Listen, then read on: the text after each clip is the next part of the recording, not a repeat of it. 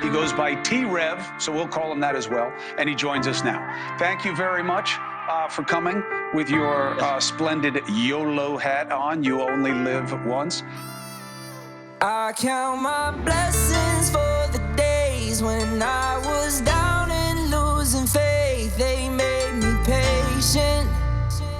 All I can say is thank you. I really wouldn't be the same if I ain't gone through all the pain. Look what it made me. All I can say is thank you. Now, some people are saying, this one, I would have never guessed somebody'd say this. Some are saying the car picture, it has no wheels, so it can't be. I don't mean to laugh, but I mean, I think, yeah, that's what a couple people have said. It can't be because it's got no wheels, like it's up on blocks or something.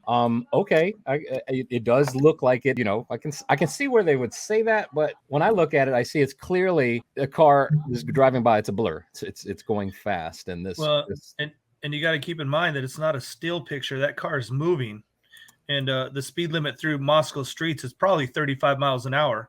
Right. So that car is probably cruising along at 35 miles an hour. Those wheels are gonna look a blur, just like when you're driving down the road and you look at wheels next to you. You know, unless that car is stationary, you're not gonna make out the exact wheels. I can't imagine this woman is going to take a picture of a computer screen of a picture of a car that's got no wheels. And then you add that fact too, that the pixelation of a computer screen is not going to be the same as a quality camera. That coupled with the speed of that vehicle, you're not going to get a clear shot of wheels.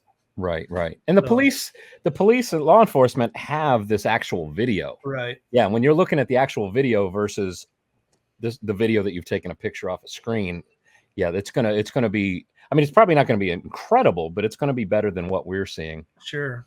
But the one thing I was curious about was, so that third picture. I mean, I remember first seeing that when I first started watching you, T-REV, at the gas station. I remember we were on a live stream talking about, well, is it the same gas station? And that white wall there at the stop sign is what gave it away, where we could tell that white wall is definitely at that 802 Troy Road gas station. What I was trying to do here was just see if the computer screens, scan lines on the screen were a match. And it's a little hard to tell, but I mean, you can see they're very similar in the close-ups. So so what we're thinking here is that vehicle right there is the same, and that's just a picture from that she snapped with her phone on the right. I think what it is I think you got the first car that we're all familiar with. She snapped that. That's from that, I believe, is from the camera that I would bet is on the right at the exit of the car wash on the back of the gas station. And then she took a picture of the screen to show the time.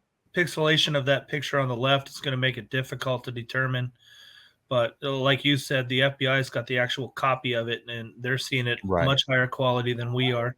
Hey, T-REV, those pictures I sent you earlier in the week of the two Elantras, are you able to pull those up? I can most definitely save both of them. And I sent two pictures to T-REV the other day, and I asked him the question, which one's the 2011 and which one's the 2015? And neither one of us could tell the difference. I mean, I knew already because I looked them up, but yeah, you look at those two cars side by side, and the wheelbase, the trim, everything's exactly the same. It's like I was telling you, before we started, it's not like the 60s where they, the old Chevelles where they'd taken every year, they'd replace the grill and they'd replace the trim to make it obvious. These cars looked identical for at least, 5, 6, 7 years. Somebody said that the windows match with BK's car. It's really kind of hard to tell from that picture alone. But now one of those, and I won't tell you which, but one of those is a 2011 Hyundai Elantra, and the other one is a 2015 Hyundai Elantra. And you tell me the difference. So how that FBI agent,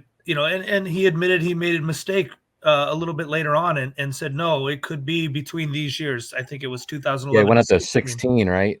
Yeah. So, but I mean, you take a 2011 and a 2016, and they look identical. And unfortunately, the blue one is a little bit different angle. I couldn't find one with the same angles. But I think if that car is turned more to its left, driver's side, you'll see that same boomerang. But again, I mean, those pictures, in the videos, those weren't always straight on. I mean, so anyway. Well, I mean, and I'm gonna ask chat. We'll get chat involved too. Which one's the 2015 and which one's the 2015? BK defense team seems to be scrambling and squirming already. I like that comment, because I like what's going on right now, to be honest with you, because one of the things that always comes up in a capital murder case after a conviction is competency of the defense attorneys. And what Ann's doing right now, there's not going to be any question as to her competency. She is doing everything that she possibly can think to do to muddy the waters, which is her job and is necessary because, again, if competency was brought into question, it could give him, some grounds for appeals and that kind of stuff. So, yeah, I like what I see going on right now because I don't think any of it is going to do anything. I mean, like I was telling you, T-REV, earlier this week, that alibi affidavit that came from Ann Taylor, I think that's just a way for BK to be able to testify without being subjected to cross-examination. He's able to say, oh, I wasn't even there, but then doesn't have to establish that he wasn't there. I think it's just an attempt to sow a seed of doubt into listeners. Somebody's going to if somebody gets on that jury and goes, oh yeah, well, he said he wasn't even there. So I think she's doing everything she can possibly do to muddy the waters, to make, but I think it's good because I don't think any of it's going to stick. They're not going to throw out the grand jury indictment. That's not going to happen. I like what's going on right now. When I heard that they're just trying to get it thrown out and was reading those documents, I was just like, it took me back. Like, damn, they're really trying to get the grand jury indictment thrown out? I feel like the only way that'll happen is if they broke a law. I mean, that's really it, right? She's making the claim that they weren't given proper instructions, but the instructions they were given have held up at the Supreme Court of the United States over and over and over again. So it's a shot in the dark, and it's what she needs to do, and it's, that's her job, and we need that. We need competent defense so that when he's convicted, there's no grounds for appeal. The difference is the hubcaps, says Wicked. Well, and I hear a lot of people saying that the one on the left has the thicker hood, but I just wonder if that's the angle that we're seeing him at. I wish I could have found him. Obviously a Google search, and these are older cars, so it's not like they're on most showroom floors today. Wish we could have found them at the same angle. Some of that may be just the angle of the photo is making it appear to be a little bit thicker, just because we're not seeing it elongated as much as the one on the right, or as the darker one. Now, do you have a choice in Pennsylvania to put one on? It says this: Pennsylvania is one of 19 states that doesn't require a front license plate, though you do need a valid rear license plate or registration plate to drive. Front license plates haven't been required on Pennsylvania cars since 1952. I'm sure if you really wanted to, you could put one. It just says you don't have to. So I'm sure you could if you want to. I think Bryan planned to kill all of the girls, but freaked out when he had to face Ethan. I think he was scared that he'd have to face another male if he went after the others. Got to remember that all four of these individuals had been at different parties throughout the evening. So me, after, several beers or other alcoholic beverages, is not going to be as easy to fight back. Let's dive into it. Let's dive head first into the topic, which a hot topic still to this day is 8 hours. 8 hours. Why didn't Dylan call the police? She came face to face with him. 8 hours.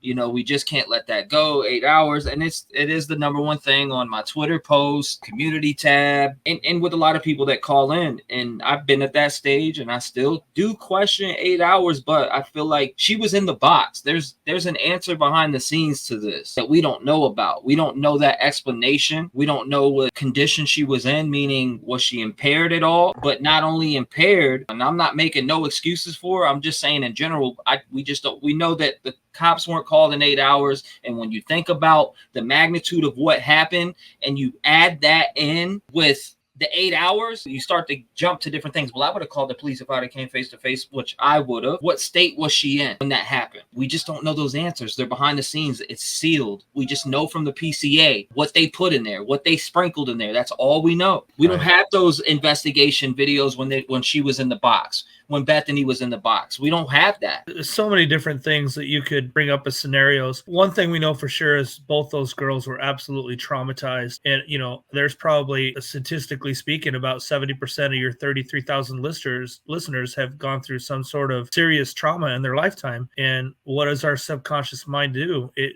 oftentimes shield us from it to protect us. Who knows what state they were in? And like you brought up, who knows what level of inebriation were they in? I mean, they were college girls. It was a big game day, big party night. I think we were talking about this earlier too. These girls grew up after Columbine. And so all through elementary school, junior high, and high school, they were taught to shelter and hide and keep quiet in dealing with these types of situations. So who knows? I mean, maybe she thought he was still there. Maybe she was hiding Dylan. Who knows? What we know for sure is that they were definitely traumatized. And, you know, I'll never do anything but give them the benefit of the doubt that they didn't know how to react. They were young, inexperienced, and scared out of their minds, perhaps. And that's the thing, you know, I would love to hear the full statement from Dylan, obviously, about what was seen. Was there a detail that was held out of there that, you know, I seen a gun and a knife? We do know he owned a gun, and I'm speculating completely off the board when I say that, but I am just thinking about what was found in his vehicle, what I seen in those search warrants. We seen he had a gun. We seen he had knives. Did she opened that door, come face to face with somebody who had a gun? Was she scared shitless into where she shut that door? If you see a pistol or, you know,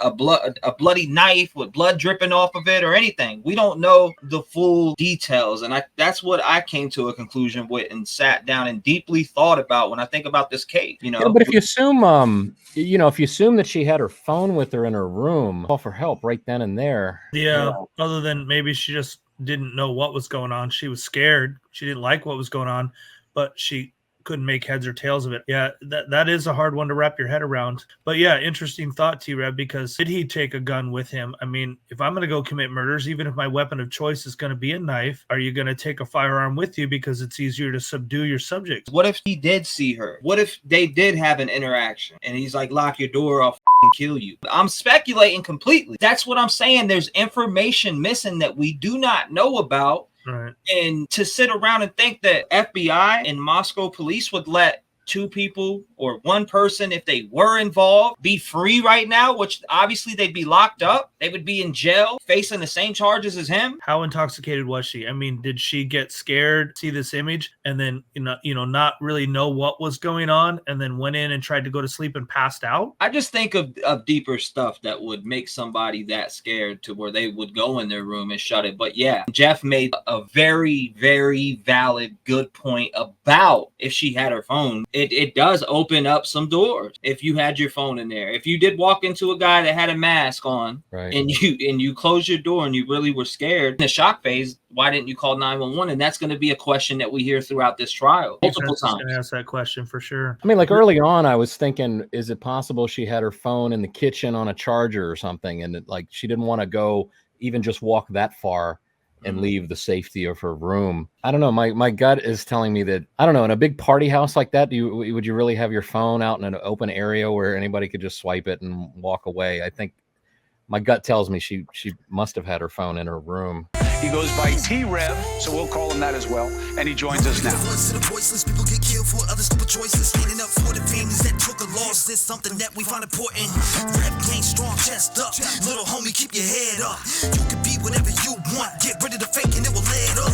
All my life I strive for greatness. I'm manifesting my time with patience. People try to copy us, but respect is earned. It's not an obligation. I love the fam and they love me back, and that's why I always have the backs. I give a voice to those people who were never given a chance for them slimy cats. When you come here, you ain't a number to me. I really take time to read what I see. Don't forget to lock your doors, cause there's danger all up in these streets. Y'all really put life into the air that I breathe.